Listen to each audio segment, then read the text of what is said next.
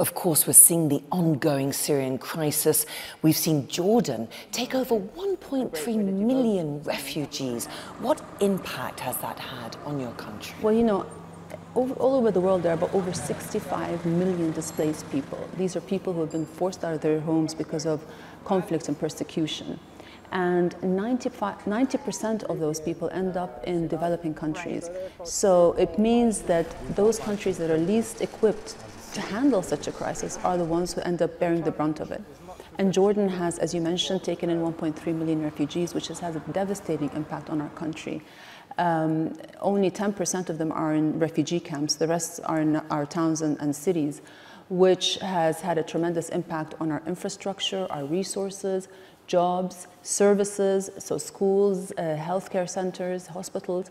And our people are really having to pay the price because they're having to share what little they have. And I'm sad to say that, you know, the international response has been lacking.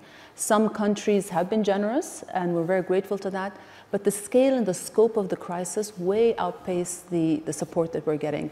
So a country like Jordan now is committing over 1/5 of our budget to directly cover the cost of refugees. And unfortunately, some wealthy countries have walked away from their responsibility to resettle refugees. So, you know, from my perspective, I'm extremely proud of the Jordanian people, the patience and generosity that they've shown, but it also makes me sad that they've had to pay such a heavy price because of the global inaction. You know, this is a humanitarian issue, and it's therefore a global responsibility. It is not the responsibility of one single region or one country like Jordan, which is really in no position to go it alone in the face of such global apathy. So I hope that we can keep this issue on our radar and not just express sympathy, which we hear a lot of, but actually we need the support. As you say, Your Majesty, a lot of the wealthier countries are not doing anything. They're not taking their responsibility. You look at the region, you have all these countries that can do more. Why are they turning a blind eye? I mean, I wouldn't say they're turning a blind eye, but I definitely think that in general, the global community really needs to prioritize this issue. I think people, we're living in a world where fear dominates, and I think people are fearing all the changes, the disruptive forces of change. One of them is migration, and I feel that when people are fearful, it affects the decisions they make. And unfortunately, that feeds into populist politics, which sometimes means that we shun away what's foreign and want to seek what's familiar, and that means not letting foreigners come into our country.